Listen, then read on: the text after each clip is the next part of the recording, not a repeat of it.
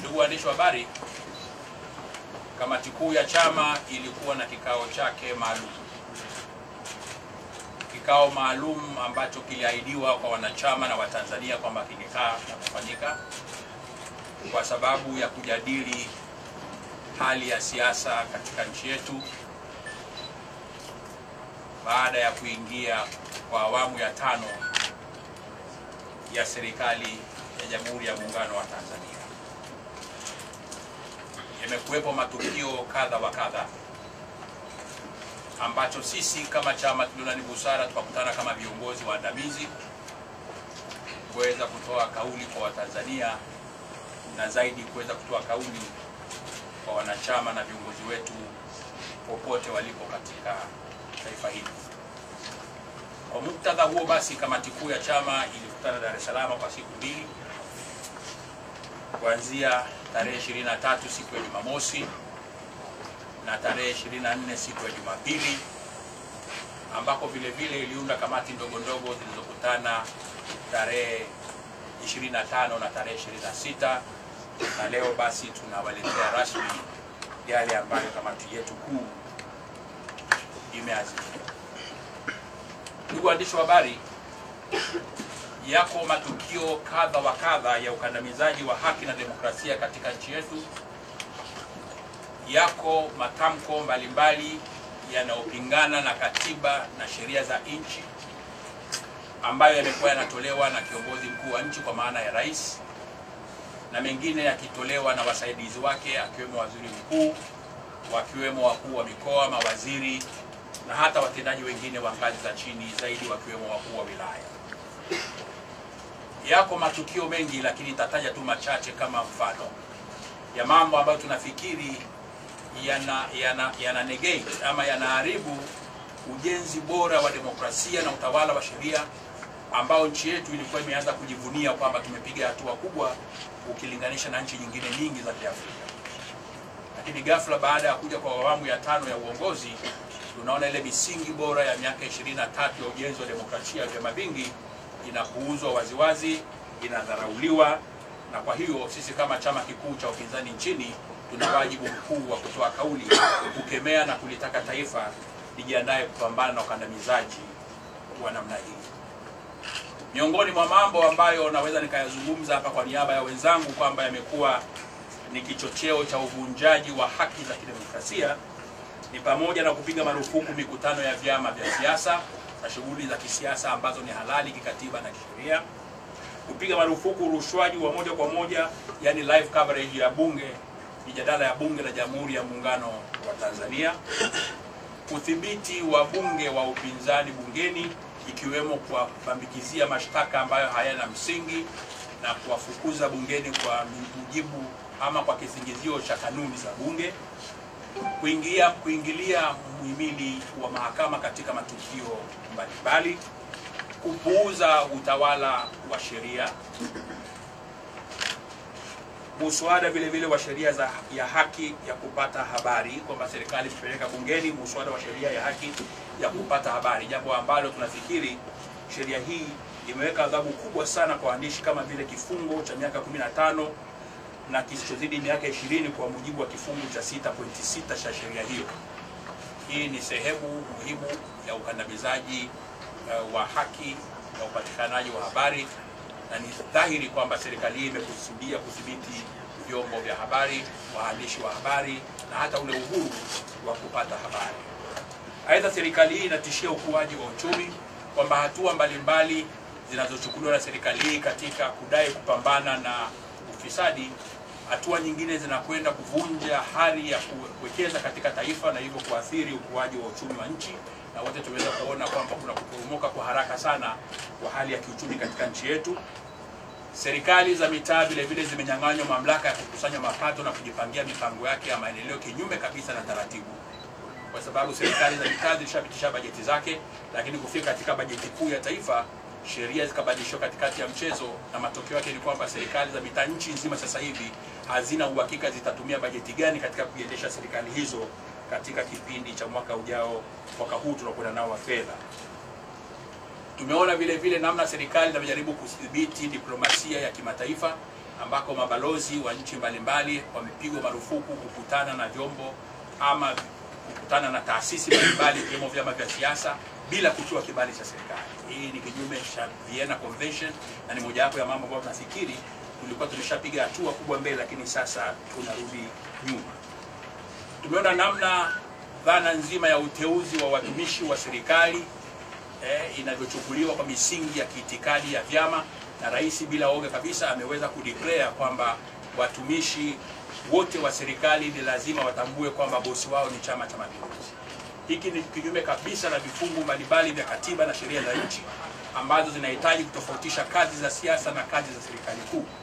Sasa katika misingi kama hii, wakurugenzi wa serikali za mitaa ambao ndio wasimamizi wa uchaguzi wanatoka Chama cha Mapinduzi. Tunategemea chaguzi katika nchi hii zitaendeshwa kwa misingi gani kama wakurugenzi ambao ndio wasimamizi wa uchaguzi wanakuwa ni makada wa Chama cha Mapinduzi, wanachaguliwa bila kuwa na weledi wa kutosha katika nafasi za kiutawala ambazo wanakwenda kuzifanya. Kwa hiyo ndugu zangu waandishi wa habari, kuna hali vile vile ambayo ni tete sana katika taifa letu la Zanzibar. Zanzibar, kama mnavyoelewa, uchaguzi pale umefanyika katika misingi yenye sintofahamu nyingi. Serikali imekuwa kiziwi katika kusikiliza matatizo na kilio cha haki katika nchi ya Zanzibar. Kiongozi aliyedhulumiwa nafasi yake Mheshimiwa Maalim Seif amekuwa na haha ndani na nje ya nchi kutafuta suluhu ya tatizo la Zanzibar. Serikali imekaa kimya. Sana sana vimepelekwa vikosi maalum Zanzibar ambavyo vinathibiti kuwaumiza wananchi, vinawakamata wananchi, vinawafunga, vinanyang'anya mali za wananchi. Kuna vitendo vingi vya ukiukwaji wa haki za binadamu. Watu wanabambikiziwa kesi, watu wengine wanabakwa na vyombo na baadhi ya watu wa vyombo vya dola.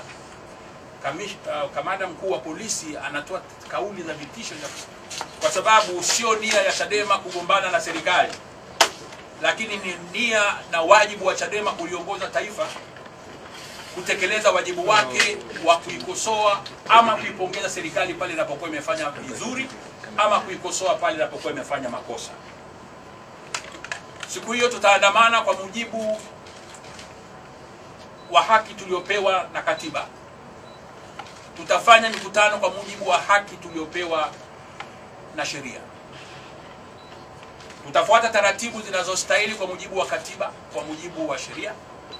Na ni matumaini yangu serikali ya awamu ya 5 ya Rais Magufuli na jeshi la polisi na vyombo vyote vya ulinzi na usalama vitatambua wajibu huu na kusaidia katika utekelezaji wake ambao haustahili kutumia nguvu, kwa sababu ni haki ya kikatiba na wananchi walio wengi wanahitaji kupata taarifa ya viongozi wao wanasema nini.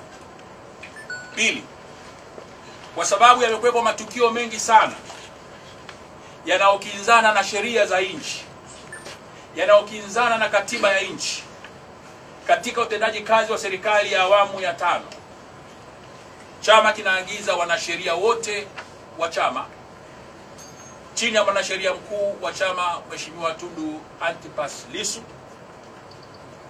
kuangalia namna ya kuweza kupeleka mahakama, kutafuta haki kupitia mahakama na mahakama ya ngazi yote ndani na nje ya nchi, kuhakikisha yale mambo yote ambayo yamefanyika kinyume cha katiba chini ya utawala wa serikali ya awamu ya 5 yanapatiwa tafsiri sahihi ya mahakama. 4. Ndugu waandishi wa habari, leo kama chama kikuu cha upinzani tumetangaza siku ya leo kuwa mwanzo wa operation muhimu mno inayoitwa Operation Ukuta. Operation Ukuta ambayo naitangaza leo mahali hapa sio wajibu wa Chadema peke yake, wala sio wajibu wa vyama vya Ukawa peke yake. Ni wajibu wa kila Mtanzania ambaye anapenda haki itamalaki katika taifa hili. Nini maana ya Ukuta? Ukuta ni umoja wa kupambana na udikteta Tanzania. Ukuta. Kinachoendelea katika nchi yetu leo kina kila kiashiria cha kwenda kwenye udikteta. Tukikaa kimya, tukafikiri sisi hayatuhusu, kesho yatakuhusu wewe. Leo tunaona yanawahusu watu fulani, kesho yatakuhusu wewe, kwa sababu tunaruhusu sasa kwamba nchi hii iongoze nje ya misingi ya kidemokrasia na iongozwe na matakwa na ndoto binafsi za kiongozi moja moja. tutakuwa tujengi taifa lenye mshikamano, tutajenga taifa lenye mfarakano. Kwa hiyo ndugu waandishi wa habari, kwa kauli hii sisi kama chama tutafanya kazi na Watanzania wote ambao wanaona haki ni jambo la msingi katika nchi yetu. Watu wote ambao wanaona demokrasia kwa njia moja au nyingine na poko katika taifa hili. Tunawahitaji waandishi wa habari. Tunahitaji viongozi wa dini wa imani zote. Tunahitaji taasisi zilizokuwa za kiraia. Tunahitaji wanasheria. Tunahitaji mtu yeyote ambaye si lazima awe muumini wa Chadema. Tunahitaji umoja wa kitaifa kwenye kujenga taifa lenye misingi ya demokrasia. Na katika kulihitimisha hili, ndugu waandishi wa habari, nitaeleza historia kidogo ya kwa nini ukuta ni muhimu.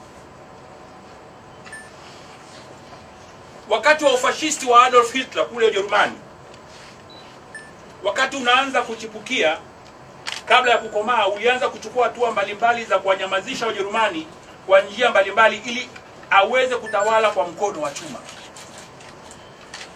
Natoa mfano Ujerumani kwa sababu utawala wa kifashisti katika Ujerumani uliathiri dunia nzima, kwa sababu dunia ilimlegezea mtu mmoja aliyeitwa Adolf Hitler alipoanza kuonyesha viashiria vya udikteta. Alikuwepo mchungaji mmoja aliyejulikana kwa jina la Martin Niemöller, na ambaye alikuwa akimsemea Hitler kwa kila hatua ambazo alikuwa anachukua dhidi ya makundi mengine katika jamii ya Wajerumani, bila kujua kuwa ilikuwa ni suala la muda tu kabla hata yeye hajafikiwa na mkono wa chuma wa Hitler. Mchungaji huyu ni maarufu sana kwa msemo wake ambao aliutoa alipofikiwa na mkono wa Hitler, ambao ulimpeleka kuishi jela kwa miaka 7, na wakati huo hapakuwa na mtetezi wa kumsemea, na alisema hivi: First, they came for the socialists and I did not speak out because I was not a socialist. Then they came for the trade unionists and I did not speak out because I was not a trade unionist. Then they came for the Jews and I did not speak out because I was not a Jew. Then they came for me and there was no one left to speak for me. Kwa tafsiri rahisi, ameelezea kwa kifupi namna makundi mbalimbali yalivyokuwa yanakamatwa na utawala wa Hitler na kuteswa na kuuawa. Yeye akakaa kimya. Hatimaye akawa yeye mhanga wa mwisho. Alipofika zamu yake ya kukamatwa na kushughulikiwa, hakukuwa na mtu wa kumtetea, kwani wote walishashughulikiwa. Hali ikoje nchini mwetu leo? Ndugu waandishi wa habari, tangu utawala wa awamu ya 5 ulipoingia madarakani mwezi Novemba 2015, umechukua hatua mbalimbali za kubinya demokrasia na kuwa dhana ya utawala bora kwa njia mbalimbali. Yapo makundi ya kijamii ambayo tayari yameshaumizwa au kubinywa na Watanzania walio wengi wanakaa kimya kwa sababu wao sio sehemu ya kundi husika ambalo limenyimwa haki au kwa kuwa hajafikiwa moja kwa moja na tatizo. Ndugu waandishi wa habari, naomba mtuelewe vizuri sana. Chadema tunasema hatupingi rais na serikali kuchukua hatua za kujenga nidhamu na kudhibiti matumizi yasiyo haki ya serikali. Lakini tuna imani katika utawala wowote lazima sheria, taratibu na kanuni zifuatwe. Hata mwizi katika taifa lolote ana haki. Na ndio sababu tunaposema tuna utawala wa sheria, utawala wa sheria unampa haki kila mmoja hadi pale anapopatikana na hatia na anahukumiwa kwa mujibu wa sheria. Rais anapojipa mamlaka yeye ya kuhukumu moja kwa moja, inakuwa hakuna tofauti na pale wananchi wanapoamua kumshughulikia kibaka na kumchoma moto wakati hajafikishwa kwenye vyombo vya habari kuhakikisha kweli huyu mtu ana makosa hayo ama hana makosa hayo. Na Watanzania tunapenda kushangilia sana jambo linaloitwa kutumbua. Ni haki watu wakatumbuliwa pale wanapopatikana na makosa halali na taratibu zikafuatwa. Wala hatupingi, tunaunga mkono hoja hiyo. lakini tunatumia staili gani katika kuyafanya mambo haya? Sasa kwa nini ni muhimu kujenga ukuta? Nitasoma tu baadhi ya mambo ambayo yamefanyika katika taifa, lakini baadhi ya wengine wakakaa kimya kwa sababu ya kuwahusu moja kwa moja. Rais alitaka Mahakama Kuu iwahukumu wafanyabiashara ambao wana kesi za kodi, na akakisema serikali lazima ishinde. Sasa kwa kufuata maneno ya mchungaji yule na staili ya maneno ya mchungaji yule na uwakilishi wake, kuna baadhi yetu tumesema sikusema kwa kuwa sikuwa mfanyabiashara na wala sikuwa na kesi ya kodi. Kwa tukaona wengine washughulikiwe tu, ni haki yao. Wewe ukaona haya kuhusu. Serikali iliingilia bunge na kupanga kamati za kudumu za bunge. Sikusema kwa sababu mimi sikuwa mjumbe wala mbunge katika kamati za bunge. Serikali ilizuia matangazo ya bunge live. Sikusema kwa sababu mimi sio mbunge. Wabunge wa upinzani walinyanyaswa bungeni na kuonewa. Sikusema mimi kwa sababu mimi sio Ukawa. Hotuba za upinzani kufuta bungeni kinyume cha kanuni za bunge, kwa sababu mimi sikuwa mpinzani, nilikaa kimya. Bunge kurejesha fedha zake kwa rais kinyume cha sheria. Sikusema kwa kuwa niliona halinihusu moja kwa moja. Tume ya Taifa ya Uchaguzi kurejesha fedha kwa rais kinyume cha sheria. Sikusema kwa sababu mimi nilikuwa sihusiki na niliona ni fedha zimeokolewa bila kujali ziliokolewa katika misingi gani. Serikali imewafukuza na kuwadhalilisha wanafunzi wa UDOM iliyowasaili yenyewe. Sikusema kwa kuwa sina ndugu wala mtoto aliyesoma UDOM kati ya waliofukuzwa. Mikutano ya siasa nchi nzima kupigwa marufuku. Sikusema kwa sababu niamini hilo ni jambo la wanasiasa na mimi halinihusu. Wafanyabiashara kupelekewa bili kubwa za kodi na hata kuzuiwa kwa akaunti zao. Sikusema kwa kuwa mimi sio mfanyabiashara. Uchumi unaporomoka kwenye sekta zote nchini. Sikusema na sijasema kwa sababu mimi sijawa sehemu muhimu ya uchumi wa nchi. Fao la kujitoa limeondolewa kwenye mifuko ya hifadhi ya jamii. Sikusema kwa sababu mimi si mwanachama wa mifuko ya hifadhi ya jamii na pengine sina ajira ambayo ni rasmi. Mashirika na makampuni kuanza kupunguza wafanyakazi kutokana na kuporomoka kwa uchumi. Sikusema kwa kuwa sije kupunguzwa kazini. Mabalozi na wanadiplomasia kuzuiwa kukutana na viongozi wa kisiasa bila kibali cha serikali. Sikusema vile vile kwa sababu halinihusu. Ukaguzi wa vyeti vya kidato cha 4 na kutumika kama misingi ya kufukuza watu hata kama ni maprofesa. Sikusema kwa kuwa hawajaja kwenye sekta yangu inayonihusu moja kwa moja. Walimu kukatwa mishahara yao iwapo dawati litavunjika kwenye shule yake. Sikusema kwa kuwa mimi sio mwalimu. Sasa ndugu waandishi wa habari, yako matukio mengi yanayofanyika wa Tanzania tunakaa. Na hali ya uoga inayojengwa kwenye taifa leo. Hofu serikalini. Hofu bungeni. Hofu kwenye tasnia ya habari. Hofu kwenye jamii ya kimataifa inayoishi ndani ya nchi yetu. Hofu kwenye vyombo vya ulinzi na usalama. Kwa sababu tuna rais mmoja ambaye anadiriki kusema hadharani kwamba yuko na uwezo wa kupoteza watu.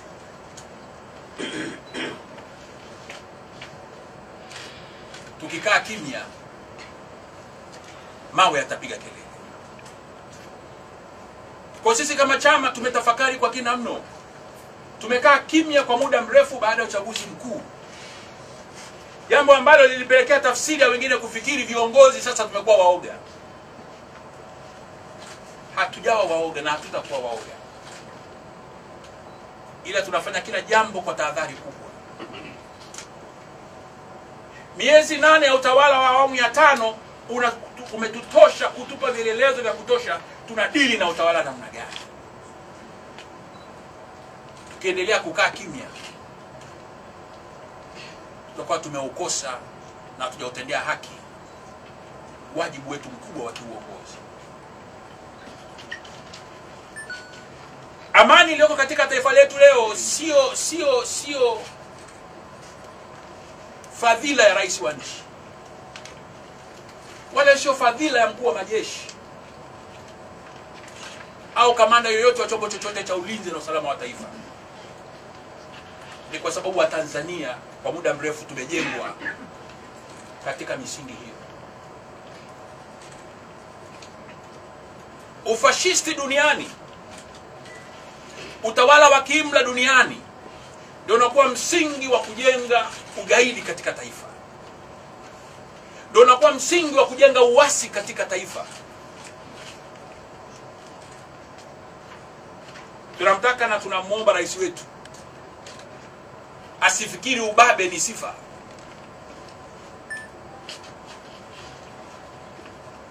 Atambue kwamba taifa hili lina Watanzania milioni 45 wana akili zao. Atekeleze wajibu wake kwa misingi ya katiba na sheria za nchi, na sisi tutamsaidia. Lakini anapokwenda kinyume cha hivyo, hatutakaa kimya na hatutatisho, kwa sababu ana majeshi yenye silaha za moto. Na lita hili jambo la bahati mbaya sana, kwa sababu tulishajenga demokrasia nzuri, japo ilikuwa ina kasoro zake na makandokando mbalimbali. Tulikuwa tuna move mbele, tunakwenda mbele kama taifa. Ghafla unaingia mkono wa chuma ambao naamini unajua kila jambo. Sasa sitaki kuhoji washauri wake kwa sababu sio kazi yangu. Mimi nahoji kile anachokisema yeye. Kwa hiyo ndugu waandishi wa habari, wote kama taifa tuna wajibu wa kuchukua hatua.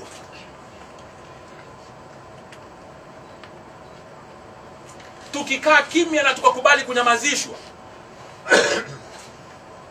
tunaiharibu nchi. Wape Watanzania fursa kupitia viongozi wao mbalimbali wa kisiasa ya kusema. Watu wanapokuwa na jambo linawaumiza roho, wanapokuwa na dukuduku linawaumiza nafsi zao, wanapopata fursa ya kusema, wana vent kwa lugha ya Kiingereza, wanatoa ile hewa ya hasira, nchi na kuwa salama. Unapofikiri una uwezo wa kuwadhibiti watu wote wakae kimya kwa wakati wote, unajenga misingi ya watu kuanza kufanya kazi ya resistance nje ya taratibu za kisheria, jambo ambalo sisi wapinzani, sisi Ukawa, sisi Chadema hatutaki litokee katika nchi yetu. Kwa hiyo pengine kwa sababu wenzake hawamuelezi, sisi tunamueleza.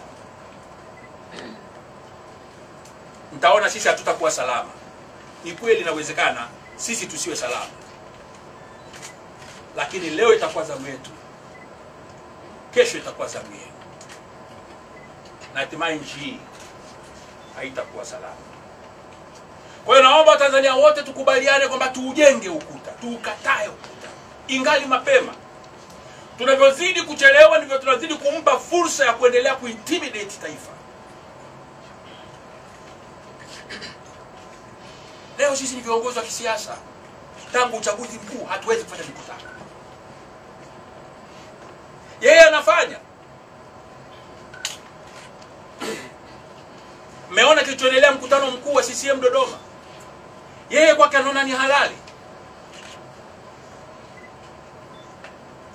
Lakini sisi hata kikao kidogo tu kama hiki na waandishi wa habari tuongee na Watanzania, hata vyombo vya habari kurusha matangazo yetu live, kunakuwa na ukakasi. Hatutajenga taifa la demokrasia kama tutakaa kimya. Rais ni mwanasiasa, waziri mkuu ni mwanasiasa, mawaziri ni wanasiasa. Wao wanafanya kazi kwa niaba yao na kila kikao chao la mwakitaje Chama cha Mapinduzi. Lakini sisi niachiwe nifanye kazi. Rais hajanyimwa kufanya kazi na mtu yoyote. Afanye kazi zake na atuachie sisi tufanye kazi zetu. Uenda kazi zetu tutampongeza atakapofanya yaliyo mema na tutamkosoa atakapofanya yaliyo mabaya. Yeye sio malaika.